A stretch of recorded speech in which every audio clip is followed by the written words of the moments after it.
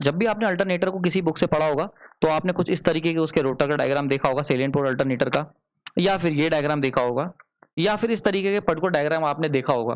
Now मन में question आया होगा कि आखिरी डायग्राम ऐसी क्यों? नहीं समझ आए? दोबारा देखते हैं। अगर इसको मैं फोकस करूं, अगर जरा इस फिगर को पर्टिकुलरली ध्यान से देखना, अगर इस पर्टिकुलर को देखें तो कुछ इस तरीके की शेप है, यानी कि ये कुछ सेमी सर्किल टाइप। ऐसी शेप यहाँ पे भी यूज हुई है और ऐसी शेप यहाँ पे भी यूज हुई है, ठीक है। नाउ जो मन में सबसे बड़ा क्वेश्चन आता है हमारे पास कि वाई दिस शेप, आखिर ऐसी शेप क्यों, कोई और शेप क्यों नहीं? अगर हम लोग कोई और शेप यूज करते, फॉर एग्जांपल मैं 3 केस लूंगा आपके लिए और हम लोग देखेंगे कौन कौन सी शेप पॉसिबल है। तो अगर मैं, ये स्टेटर है, इसका एक कंडक्टर, सिंगल कंडक्टर ले रहा हूँ स्टेटर का, 3 केस ले रहा हूँ, 3 डिफरेंट केस और एक एक कंडक्टर के, तो या तो ऐसा शेप हो सकता है सिलेंट पोल का, मैं रेक्टेंगुलर शेप भी ले सकता हूँ और इस तरीके का शेप भी ले सकता हूँ, ठीक है। तो बेसिकली होगा क्या, ये 3 तरीके के शेप अगर मैं ले लूं तो फिर क्या असर पड़ेगा, ठीक है। अगर मैं अलग अलग टाइप के शेप ले लेता हूं, with silent pole generate accurate AC wave, यानी कि इन 3 केसेस में से सबसे एक्यूरेट एसी वेव कौन जनरेट करेगा, ठीक है। तो अगर आपने बुक्स में क्वेश्चन, अगर आपने बुक्स में डायग्राम देखे होंगे तो अलग अलग शेप देखी होगी, सबके मन में एक ही क्वेश्चन होगा, ऐसी शेप क्यों? और अगर मैं शेप चेंज कर दूं, जैसा कि मैंने आपके लिए यहाँ 3 शेप ली हुई हैं, तो इन पर्टिकुलर शेप्स के साथ कैसी एसी वेव वोल्टेज जनरेट होगा? क्या कोई भी इनमें से ऐसी शेप है जो साइनसॉइडल वोल्टेज दे सकती है? आप गैस कर सकते हैं, अपने मन में अजम्पशन ले सकते हैं। इस लेक्चर के अंदर हम लोग इन्हीं के ऊपर बात करेंगे और मेरा नाम प्रांजल है और इस पर्टिकुलर लेक्चर के अंदर हम लोग ये चीज देखेंगे कि reason behind the saliency of salient pole, यानी कि सेलिएंट पोल जो है उनकी जो पर्टिकुलर सेलियंसी है या जो चैम्फरिंग है वो क्यों की जाती है इस तरीके से और उसका क्या असर पड़ता है। चलिए शुरू करते हैं। सबसे इंपॉर्टेंट क्वेश्चन, कैसे आपको एक परफेक्ट एसी वोल्टेज मिलेगा? तो अगर बात की जाए परफेक्ट एसी वोल्टेज की, तो अगर मैं फ्लक्स की बात करूं, अगर मेरे पास एक साइनसॉइडल फ्लक्स है जो कि साइन वेव की फॉर्म में है, अगर मैं फ्लक्स कटिंग एक्शन से, क्योंकि हम लोग जनरेटर के अंदर ईएमएफ इंड्यूस करते हैं तो फॉर्मूला हम लोग जानते हैं, फैराडे का E equal to d phi by d t होता है। तो ऐसे केस में अगर हम लोग पर्टिकुलरली वोल्टेज को डिफरेंशिएट करेंगे तो हमारे पास कुछ इस तरीके की कोसाइन वेव जनरेट होगी और ये जो कोसाइन वेव होती है ये ईएमएफ इंड्यूस होता है, ये ऑलरेडी हम लोग डिस्कस कर चुके हैं, हमने ट्रांसफॉर्मर भी देखा था। यानी whenever there is a flux cutting action there is a Faraday law, we get इस sinusoidal wave form if the flux is sinusoidal, यानी कि अगर फ्लक्स साइनसॉइडल होगा तो आउटपुट वोल्टेज भी साइनसॉइडल होगा, ठीक है। यानी कि सबसे इंपॉर्टेंट चीज जिस पे आपको ध्यान जाना चाहिए कि अगर अगर आप चाहते हो कि जो आपका वोल्टेज है वो क्या हो, वो कोसाइन वेव हो, यानी कि साइनसॉइडल वोल्टेज हो, तो उसके लिए जो फील्ड फ्लक्स है ये भी आपका क्या होना चाहिए, साइनसॉइडल होना चाहिए। यानी कि अगर तुम चाहते हो कि तुम्हें एक परफेक्ट, अगर आप चाहते हैं कि आपको एक परफेक्ट एसी वोल्टेज मिले, ठीक है, तो इस एसी परफेक्ट वोल्टेज के लिए क्या होना चाहिए, फ्लक्स, यानी कि एसी परफेक्ट साइनसॉइडल फ्लक्स होना चाहिए, ठीक है। ये फ्लक्स जैसे है, तो अगर मेन कंडीशन जो है सीखने वाली बात है कि अगर आप चाहते हो कि आपको एक परफेक्ट एसी वेव मिले, साइनसॉइडल वोल्टेज मिले, तो आपके पास फ्लक्स भी परफेक्टली साइनसॉइडल होना चाहिए। नाउ अब रिक्वायरमेंट समझ में आ गई है। नाउ अब सीखते हैं एयर गैप इफेक्ट के बारे में, आखिर कैसे मुझे परफेक्टली साइनसॉइडल एयर गैप मिल सकता है। तो उसके लिए हम लोग, जो मैंने अभी आपको यहाँ पे फिगर दिखाई थी, 3 फिगर हमने देखी थी, तीनों केसेस को हम लोग एनालाइज करेंगे। सबसे पहला केस लेते हैं कि अगर हमारे पास इस तरीके का रोटर है, एक कंडक्टर है और शेप कैसी है, ये शेप ली है। नाउ अगर इस शेप को बहुत ध्यान से देखो तो इस केस में एयर गैप देखो बराबर है, यानी कि जो रोटर है और स्टेटर के बीच का जो एयर गैप है वो क्या है, लगभग इक्वल है, चारों तरफ इक्वली डिस्ट्रीब्यूटेड है। मैं लिख सकता हूं कांस्टेंट एयर गैप। अगर कांस्टेंट एयर गैप होगा तो ऐसे केस में अगर मैं इसकी फ्लक्स की फाई और टी के बीच में वेवफॉर्म बनाना चाहूं, तो अगर मैं इसके एजेस ले लेता हूं तो देखो, क्योंकि कांस्टेंट फ्लक्स है चारों तरफ, तो जहां से एज शुरू होगा और जहां पे एज खत्म होगा वहां पे एक क्या होगा, एक कांस्टेंट फ्लक्स की वेवफॉर्म मिलेगी, ठीक है। और इस तरीके की वेवफॉर्म को हम लोग क्या कहते हैं, ट्रापेजॉइडल वेवफॉर्म। ये पर्टिकुलर वेवफॉर्म जो होती है ये डीसी में डिजाइड होती है, ठीक है। तो देखो क्या हो रहा है, क्योंकि यहाँ पे भी, यहाँ से लेके यानी कि इस पर्टिकुलर पार्ट से लेके इस पर्टिकुलर पार्ट तक दो सारा एयर गैप फ्लक्स बराबर है। तो जब, सॉरी, सारा एयर गैप बराबर है, जब एयर गैप इक्वल है यानी कि कांस्टेंट एयर गैप है, अगर कांस्टेंट एयर गैप है तो फ्लक्स भी क्या होना चाहिए, कांस्टेंट होना चाहिए। तो देखो यहाँ पे क्या मिल रहा है मुझे, कांस्टेंट फ्लक्स मिल रहा है इतने पर्टिकुलर गैप में, कांस्टेंट फ्लक्स, ठीक। तो यानी कि यहां से यहां तक जहां तक उसका एज होगा वहां तक मुझे कांस्टेंट फ्लक्स मिलेगा। अब देखो कांस्टेंट फ्लक्स अगर मिलेगा तो ये कौन सी वेवफॉर्म हो गई, ट्रापेजॉइडल वेवफॉर्म हो गई। लेकिन हमें क्या चाहिए थी, साइनसॉइडल वेवफॉर्म चाहिए थी। तो क्योंकि फ्लक्स साइनसॉइडल नहीं है, फ्लक्स तुम्हारा ट्रापेजॉइडल है, तो इसी वजह से क्या होगा, जो तुम्हारा यहाँ पे एसी जो वोल्टेज जनरेट होगा वो भी क्या होगा, साइनसॉइडल नहीं होगा, किसी और फॉर्म में जनरेट होगा, ठीक। तो यानी कि ये पहला केस पूरी तरीके से फेल हो गया। जो बहुत सारे लोगों को लगा होगा कि हाँ ये जो इक्वल अगर एयर गैप होगा, जैसा कि आपने कई सारे बुक्स में डायग्राम भी देखे होंगे, वहां पे इक्वल एयर गैप बनाया होता है, ठीक है, रोटर और स्टेटर के बीच में। ऐसा डायग्राम बिल्कुल गलत है, 100% गलत डायग्राम है। क्यों? क्योंकि ऐसे केस में तुम्हें एक ट्रापेजॉइडल वेवफॉर्म मिलेगी और वो कभी भी उसका डिफरेंशिएशन जब हम करेंगे, यानी कि जब मैं इसका क्या करता हूं, डी बाई डी टी करूंगा ईएमएफ जनरेट करने के लिए, तो वो कभी भी साइनसॉइडल नहीं होगा, यानी कि साइनसॉइडल वोल्टेज नहीं मिलेगा, ठीक है। तो यानी कि यहाँ पे दिक्कत है, ठीक है। नेक्स्ट केस की बात कर लेते हैं। नाउ सेकंड केस लेते हैं। सेकंड केस के अंदर हमने क्या लिया था, इस तरीके का रेक्टेंगुलर लिया हुआ था। अगर रेक्टेंगुलर आपने रोटर लिया है तो ऐसे केस में जो एयर गैप मिलेगा वो कैसा मिलेगा, तो जो ब्लू लाइन है वो दिखा रही है स्मॉल एयर गैप को, और जो येलो लाइन है वो क्या बता रही है, येलो या हल्की सी स्किन कलर की जो वेव फॉर्म है वो बता रही है मोर एयर गैप। यानी कि अगर मैं बात कर लूं इस पर्टिकुलर पॉइंट पे, तो देखो यहाँ पे ये वाले जो पर्टिकुलर पॉइंट है यहाँ पे एयर गैप ज्यादा है। क्यों? क्योंकि देखो अगर हम शेप को ध्यान से देखो, थोड़ा सा यहाँ पे गौर फरमाओ, तो देखो इस पर्टिकुलर पार्ट की अगर बात की जाए तो यहाँ पे एयर गैप ज्यादा है, जबकि यहाँ पे क्या है, एयर गैप देखो कम है, ठीक है। ये देखो air gap small air gap है, ठीक है, जैसा कि यहाँ लिखा हुआ है स्मॉल एयर गैप, यानी कि साइड साइड में एयर गैप कम होगा और बीच में एयर गैप सबसे ज्यादा होगा, ठीक है।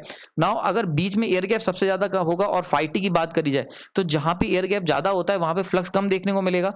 सबसे पहले मैंने रोटर को ले लेता हूं और रोटर की एक्सिस ले लेता हूं, तो जहां पे डॉटेड लाइन जो मैंने बनाई हुई है, यानी कि अगर डॉट्स की बात करी जाए ये पर्टिकुलर यहाँ पे, तो इन पर्टिकुलर पॉइंट्स पे क्या होगा, मिनिमम एयर गैप था। देखो यहाँ पे देख सकते हो एजिस पे क्या है, मिनिमम एयर गैप है, स्मॉल एयर गैप है, तो यहाँ पे मुझे मैक्सिमम फ्लक्स मिलेगा।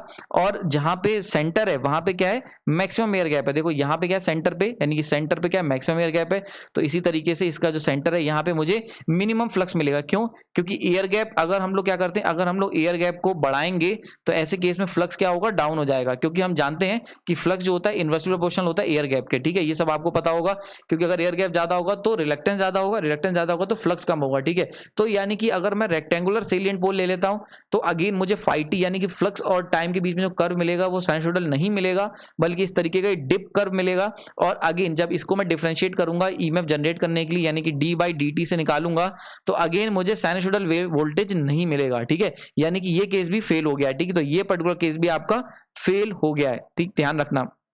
इसीलिए अगर किसी बुक में इस तरीके का रेक्टेंगुलर डायग्राम बनाया हुआ है सेलिएंट पोल का, वो भी डायग्राम गलत है। नाउ अब थर्ड केस को चेक करते हैं। थर्ड केस का वैलिडिटी चेक करेंगे कि क्या ये काम करेगा, क्या ये भी फेल है, अगर ये भी काम करता है तो क्यों काम करेगा, इन सबको देखते हैं। नाउ अगर इस केस की बात करी जाए तो यहाँ पे हमने क्या कर रखा है, एक स्पेशल शेप का हमने रोटर लिया हुआ है, जिसे हम लोग सेलिएंट पोल सेलियंसी के नाम से जानते हैं। चैम्फर्ड एजेस हैं इसके, यानी कि इसके एजेस जो हैं वो ना तो, इसको बड़े ध्यान से समझना, इसके एजेस देखो ना तो रेक्टेंगुलर हैं जैसे कि पुराने केस में थे, ना ही यूनिफॉर्म एयर गैप है। जैसे ये देखो ये पर्टिकुलर अगर इस तरीके की बात की जाए, तो अगर ऐसे एज थे पहले वाले केस में तो इसका हम लोग कह रहे थे एयर गैप यूनिफॉर्म था। लेकिन यहाँ पे देखो यूनिफॉर्म एयर गैप नहीं है, बल्कि चैम्फर्ड एजेस है, मतलब ऐसे भी नहीं है ना ही रेक्टेंगुलर है। तो चैम्फर्ड मतलब बारीकी से कटे हुए एजेस हैं, एक स्पेशल शेप है जिसमें वो कटे हुए हैं। और ऐसा क्यों है इसको देखते हैं, इस बात को समझते हैं हम लोग, ठीक है। ओके, तो अगर अब इस पर्टिकुलर यहाँ पे हम लोग एयर गैप जनरेट करने की बात करते हैं, तो एयर गैप अगर यहाँ पे देखो तो यहाँ पे जो सेंटर है जहाँ पे ब्लू लाइन है वहां दिखाया जा रहा है कि आपका लगातार देखो चेंज होता हुआ एयर गैप है। बड़ा इंपॉर्टेंट, जो ब्लू लाइन है ये जो पर्टिकुलर पार्ट है, इस पर्टिकुलर पार्ट की अगर बात की जाए इस एक्सिस की, तो ये जो पर्टिकुलर पार्ट है ये बता रहा है मिनिमम एयर गैप। ये क्या दिखा रहा है, मिनिमम एयर गैप।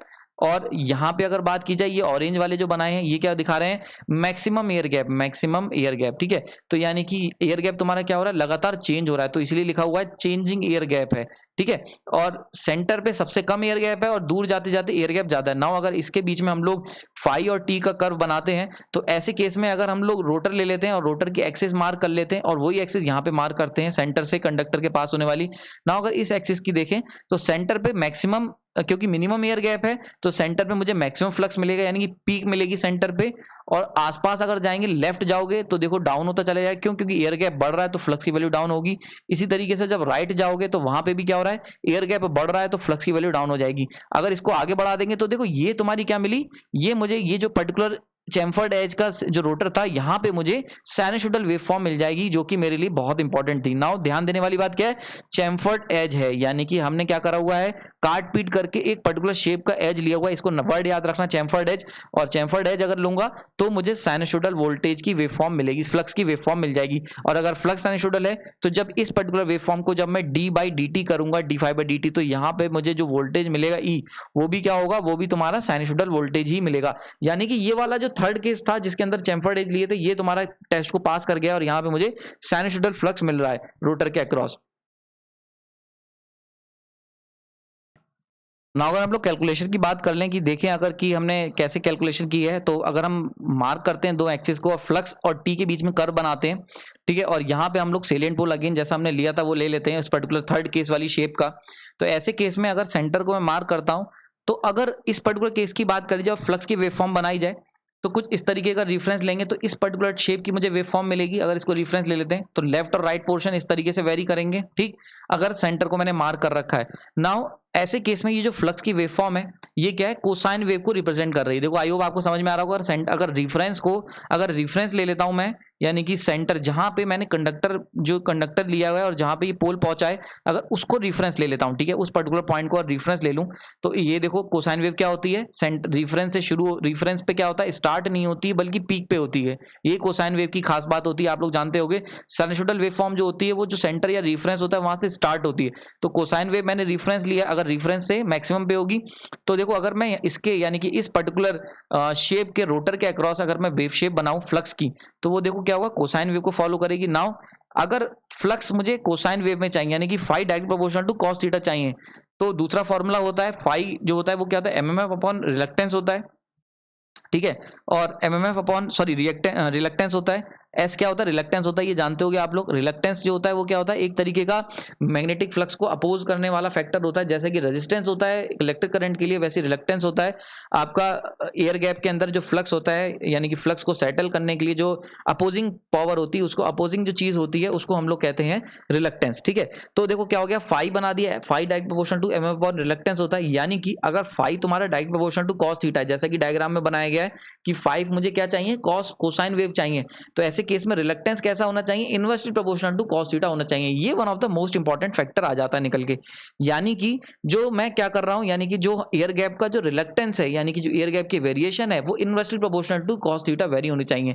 इसका क्या मतलब हुआ, अगर तुम चाहते हो कि एयर जो कंडक्टर्स हैं, जो उसके अंदर जो फ्लक्स का सेटअप है, अगर हम चाहते हैं कि हमें एक कोसाइन वेव का फ्लक्स मिले, तो इसके लिए जो रिलक्टेंस होगा वो 1 अपॉन कॉस थीटा, यानी कि inversely proportional to cosine shape का रिलक्टेंस एयर गैप वेरिएंस होना चाहिए। इसका क्या मतलब हुआ, इसको भी समझ लेते हैं थोड़ा और डिटेल में। यानी कि अगर मेरे पास ये शेप है पर्टिकुलर रोटर की, तो ऐसे केस में inversely proportional to cos theta क्या मतलब हुआ कि सेंटर पे मिनिमम रिलक्टेंस मिलेगा और जैसे जैसे एज पे जाऊंगा तो रिलक्टेंस मैक्सिमम हो जाएगा, ठीक है। आई होप ये चीज समझ में आ रही होगी, इसमें कोई डाउट नहीं होना चाहिए। और यहाँ पे जो थीटा है वो क्या है, अगर 0 to 1 यहाँ पे है तो 0 to 1 यहाँ पे, और ये जो पर्टिकुलर थीटा है ये कौन सा है, इलेक्ट्रिकल एंगल का थीटा है यहाँ पे, ठीक, वर्ड इंपॉर्टेंट है। यहाँ पे जो एंगल लोगे वो कौन सा लोगे, इलेक्ट्रिकल एंगल लोगे। इलेक्ट्रिकल एंगल इसलिए ले रहे हैं क्योंकि हम लोग इलेक्ट्रिकल फेज, फ्लक्स और करंट की बात कर रहे हैं, वोल्टेज की बात कर रहे हैं, और नंबर ऑफ पोल्स के चेंज होने से इनका जो फ्रिक्वेंसी होती है वो क्या होगी, चेंज हो जाएगी, ठीक है। तो इसीलिए इलेक्ट्रिकल एंगल हर बार लेंगे, याद रखना, पूरे सिस्टम में, पूरे अल्टरनेटर में हम लोग इलेक्ट्रिकल एंगल में ही डील करेंगे, ठीक है। तो इस तरीके से हमने इलेक्ट्रिकल एंगल ले लिया। नाउ आई होप ये चीज समझ में आई होगी। यानी कि क्या हुआ कि हम क्या चाहते हैं, अगर आपको फ्लक्स अपना साइनसॉइडल यानी कि कॉस थीटा की फॉर्म में चाहिए, तो ऐसे केस में जो एयर गैप है, यानी कि एस क्या बता रहा है, रिलक्टेंस बता रहा है, ये तुम्हारा रिलक्टेंस, इसे ये भी कह सकता हूं, ये क्या बता रहा है, एयर गैप। यानी कि जो एयर गैप का जो रिलक्टेंस है एयर गैप का, वो कैसे वेरी करना चाहिए, 1 by cos theta. 1 by cos theta क्या मतलब हुआ, अगर सेंटर की बात करी जाए, सेंटर पे थीटा इक्वल टू कितना होगा, 0 होगा। तो अगर सेंटर पे थीटा कितना है, थीटा इक्वल टू 0 है। अब थीटा 0 रखोगे तो कॉस थीटा कितना हो जाएगा, कॉस थीटा तुम्हारा हो जाएगा 1, कॉस 0 इक्वल टू 1। तो सेंटर पे देखो मैक्सिमम फ्लक्स मिलेगा, यानी कि फाई क्या होगा, मैक्सिमम होगा, और रिलक्टेंस क्या होगा, मिनिमम होगा। देखो यहाँ पे सेंटर पे मिनिमम रिलक्टेंस। इसी तरीके से जब हम लोग क्या करेंगे, जब यहाँ पे पहुंच जाएंगे 1 पे, यहाँ पे क्या है, theta equal to 90 degree, theta 90 रखोगे तो ऐसे केस में कॉस थीटा कितना आ जाएगा, cos theta cos 90 equal to 0 आ जाएगा। तो देखो यहाँ पे तुम्हारा फ्लक्स कितना हो रहा है, 0 हो रहा है, यानी कि फाई इक्वल टू 0, यानी कि फ्लक्स क्या होगा, ये क्या हो रहा है, तुम्हारा मिनिमम हो रहा है। और जब फ्लक्स मिनिमम हो रहा है एजिस पे, तो एजिस पे देखो एयर गैप क्या रहा है, मैक्सिमम हो रहा है। तो अगर हम बात करिए यानी कि अगर तुम्हें एक साइनसोइडल वेव का फ्लक्स वेव चाहिए साइनसोइडल, तो ऐसे केस में जो तुम सेलिएंट पोल का रोटर बनाओगे उसकी जो सेलियंसी होगी वो inverse proportional to cos theta के हिसाब से चेंज करनी चाहिए। यानी जो चैम्फरिंग करोगे, जो उसकी छटाई करोगे, वो 1/cos थीटा के रेशियो से उसकी बारीकियां उसको कट करोगे, ठीक है। यानी कि रिलक्टेंस जो है वो शुड वेरी करना चाहिए 1/cos थीटा, ठीक है। और ये जो है यानी कि जो चैम्फरिंग ऑफ एजेस है वो कैसी होनी चाहिए 1/cos थीटा, जो अभी हम लोग बात कर रहे थे उसी के बारे में, ठीक है। तो आई होप जी समझ में आ गई होगी। आगे चलते हैं। तो इससे क्या कंक्लूजन निकाला जा सकता है? तो बड़ा ही इंपॉर्टेंट कंक्लूजन, यानी कि अगर मुझे एक साइनसोइडल वोल्टेज चाहिए, तो उस साइनसोइडल वोल्टेज को बनाने के लिए मुझे एक साइनसोइडल वोल्टेज के साथ साथ साइनसोइडल फ्लक्स की जरूरत है, क्योंकि इसी फ्लक्स से हम लोग d∅dt जब करेंगे तब मुझे वोल्टेज मिलेगा। तो एक साइनसोइडल वोल्टेज के लिए एक साइनसोइडल फ्लक्स की जरूरत है, और साइनसोइडल फ्लक्स के लिए हमें क्या जरूरत है? हमें सेलिएंट पोल की जरूरत है, एक चैम्फर्ड पोल की जरूरत है। थर्ड केस जो बताया था मैंने चैम्फर्ड, जिसमें जो सेंटर हो वहां पे मिनिमम रिलक्टेंस और एजिस पे मैक्सिमम रिलक्टेंस हो। और इसका क्या मतलब हुआ? जो चैम्फरिंग, ऐसा पोल जिसकी जो चैम्फरिंग की गई है वो 1/cos थीटा के रेशियो में की गई हो, यानी कि 1/cos थीटा के हिसाब से की गई हो। जब आप इस तरीके का सेलिएंट पोल यूज करोगे तो तुम्हें एक पर्टिकुलर जो आइडियल साइन वोल्टेज है, साइनसोइडल वोल्टेज, वो तुम्हें मिलेगा, ठीक है। तो आई होप ये लेक्चर आपको समझ में आ गया होगा। इस लेक्चर को अगर कंक्लूड करें तो भैया जितना भी साइलेंट पोल का जो आप शेप देखते हो वो याद रखना, ना तो कांस्टेंट एयर गैप की होनी चाहिए, ना ही रेक्टेंगुलर शेप होनी चाहिए। एक particular chamfered salient pole edge use करेंगे, और उसके पीछे रीजन क्या है? अगर आपको चैम्फर्ड एजेस यूज करोगे जो 1/cos थीटा से जिसकी चैम्फरिंग की गई हो, ऐसा पर्टिकुलर सेलिएंट पोल ही तुम्हें एक साइनसोइडल फ्लक्स दे पाएगा, और साइनसोइडल जब फ्लक्स मिलेगा तो तुम्हें साइनसोइडल वोल्टेज मिलेगा। आई होप ये लेक्चर आपको समझ में आया होगा, और अगर आपके मन में फिर भी कोई डाउट है तो आप कमेंट सेक्शन बता सकते हैं। आपने अपना कीमती समय दिया उसके लिए धन्यवाद।